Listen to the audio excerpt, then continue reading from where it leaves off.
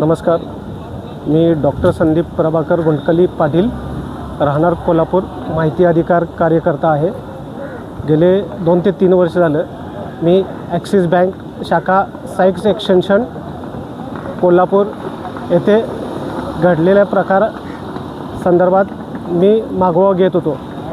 त्यामध्ये मला असं दिसून आले की तिथे कर्जदारांची खाती एकीकडे NPA दाखवली जातात, दुसरीकडे शासनाला तीच खाती कर्ज वसुली झालेले असे दाखवले जातात, तिसरीकडे त्या खात्यामध्ये परस्पर फेरफार करून 2 नंबरचा पैसा, ज्याला हवालाचा पैसा म्हणतो, तो त्यात मुरवला जातो।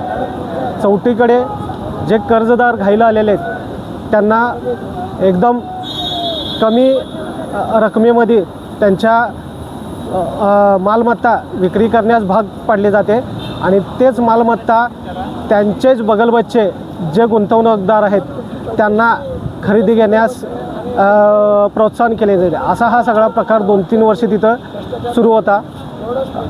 बरेचसे कागदपत्राच्या माध्यमातून ती माहिती मी गोळा केली, मला ते पुरावे मिळाले।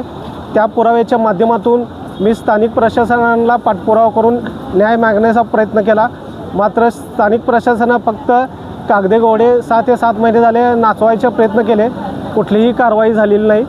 पोलीस प्रशासनाला खालच्या लेवलला प्राचारण केले, मात्र बँक अधिकारी वगैरे पोलीस स्टेशनमध्ये यायला तयार नाहीत। त्यानंतर मला जाणून बुजून त्यांनी त्रास द्यायचा प्रयत्न केला, मानसिक हॅरॅसमेंट केली। त्यानंतर सगळा प्रकार बघितल्यानंतर मी गेले 20/2/2026 पासून आझाद मैदान येथे आंदोलनाला बसलो आहे।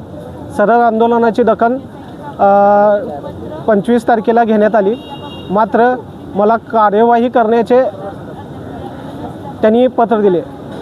सदर 1.5 ते 2 वर्ष झालं खाली चौकशी झाली आहे, त्यामुळं माझी मागणी मला कारवाई पाहिजे आहे, कार्यवाही नाही।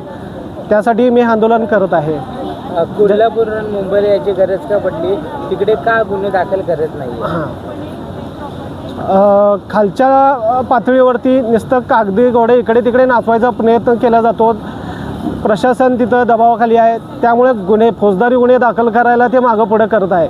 त्यामुळे लवकर न्याय मिळण्यासाठी मी मुंबईला आझाद मैदानावरती आंदोलनासाठी आलेलो आहे। गेले 10 ते 12 दिवस झालं माझं आंदोलन सुरू आहे। या संदर्भात कोणाची भेट घेणार आहेत का? मी मुख्य सचिवांची भेट मागितलेली पूर्वी, मात्र माझी उपसचिवांची भेट करून दिली। मात्र आता राष्ट्रपतींकडून पत्र आलेले आहे मुख्य सचिवांना, त्यामुळे माझी मुख्य सचिवांनाच भेटण्याची माझी ठाम इच्छा व मागणी आहे।